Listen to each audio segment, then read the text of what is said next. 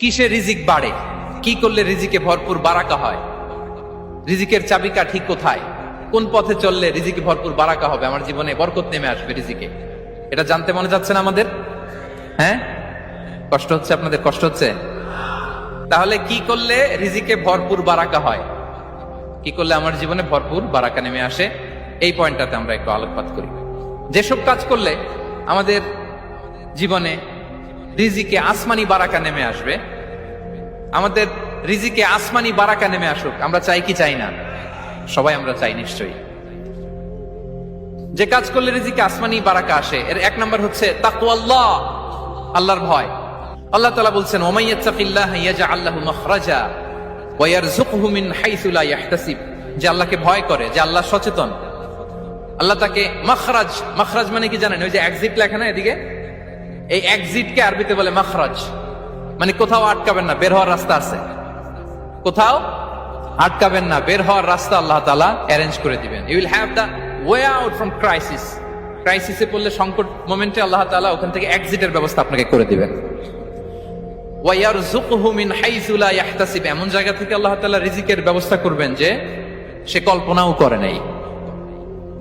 এরকম অনেক সময় হয় না যে আমি ভাবিও নাই যে এখান থেকে আমার রিজিকের বন্দোবস্ত হতে পারে, কোত্থেকে যে রিজিক চলে আসলো, এরকম জীবনে মাঝে মাঝে হয় কি হয় না? ব্যবস্থা করেন কে? যারা আল্লাহ তাআলাকে ভয় করে, যারা আল্লাহ সচেতন, তাদেরকে আল্লাহ তাআলা স্পেশাল রিজিক দিয়ে ধন্য করেন। তাকওয়াল্লাহ। পুরো কোরআনের মূল শিক্ষা কি,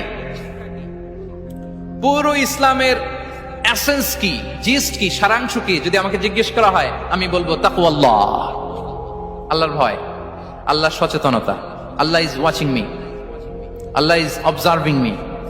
আল্লাহ তাআলা আমায় দেখছেন, আমি যাই করি না কেন, দরজা বন্ধ করে, জানালা বন্ধ করে, সব বন্ধ করেও যদি করি, পৃথিবীর সবার চোখ ফাঁকি দেয়া গেল, আল্লাহর চোখ ফাঁকি দেয়া যায়? পুলিশের চোখ ফাঁকি দেয়া যায়, সিকিউরিটির চোখ ফাঁকি দেওয়া যায়, আমার সাথে বন্ধুদের চোখ ফাঁকি দেওয়া যায়, ফাঁকি দেওয়া যায় না একটা মহান সত্তার চোখ। তিনি কে? এই যে সেন্সেশন, অনুভূতি, দিস ইজ তাকওয়া।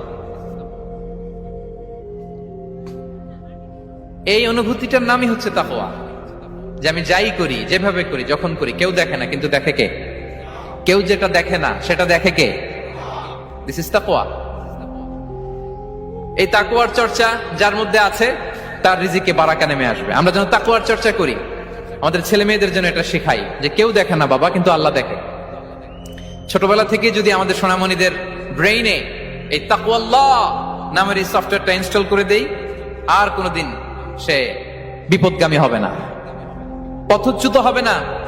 ওই ছেলেকে দিয়ে আর